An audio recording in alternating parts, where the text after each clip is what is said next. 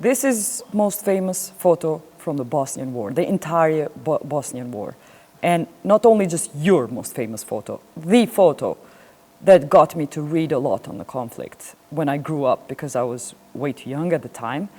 And I've constantly come back to it. We've talked about it. There's been a research recently, a 5,000 word article on finding these men living in Serbia that I read. Do you know the one in Rolling Stone? In Rolling Stones? Yes. Very interesting. Tell us about the beginning of this photo. So they pulled out a middle-aged couple, the Pajiatis, who are also Macedonian Albanians, husband and wife. Macedonian Albanians on the floor? Yeah.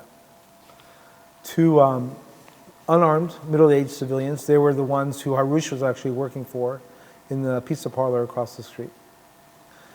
And there was a lot of screaming. I don't know what they were saying. They were shouting, the soldiers were shouting, and the soldiers were then shouting at me in English, no photographs, no photographs. And then some shots rang out, and Abdurrahman fell to the ground. His wife, Hamadullah, tried to stop the bleeding, tried to start trying to save him, and they're still yelling at me, no photographs, no photographs. When I was in Vukovar, there was another moment where a woman had run up to a Serbian woman that had also been stuck in Vukovar, ran up to a soldier, pointed somebody out, and the soldier went up to the guy and killed him immediately. Just executed him right in front of me. And there was obviously nothing I could do, but I wanted to make sure to even just document the evidence of that. And as I lifted my camera to photograph this poor man that had just been killed, the soldier put a gun to my head and said, if you take a picture, I'm going to kill you. And so there was nothing that I could do. No evidence, couldn't stop the killing.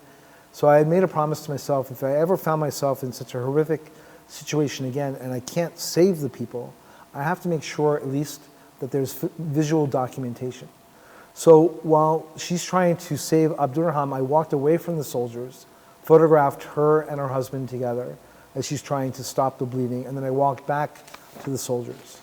Then they brought out another woman, the woman who actually owned the house where everybody was hiding, a woman named Aisha Shabanovic, also known as Tifa, and they shot her. And then I realized that even though I have photographs of the victims, I don't have the tigers, the paramilitaries, and the victims in the same photograph. And I know already, before Photoshop, before everything, that people are going to say this photograph is fake or it's not the Serbs. So I wanted to make sure that I could get a picture just of them in the same picture. So I waited for them to kind of walk past the bodies. And as I did that, this young guy who was like 18, 19 years old, and he was driving around on a motorcycle, he was very brash, and you see him in this photograph with a cigarette in one hand, sunglasses on his head, and nobody here is looking at me. They don't see that I'm taking this photograph. How far were you?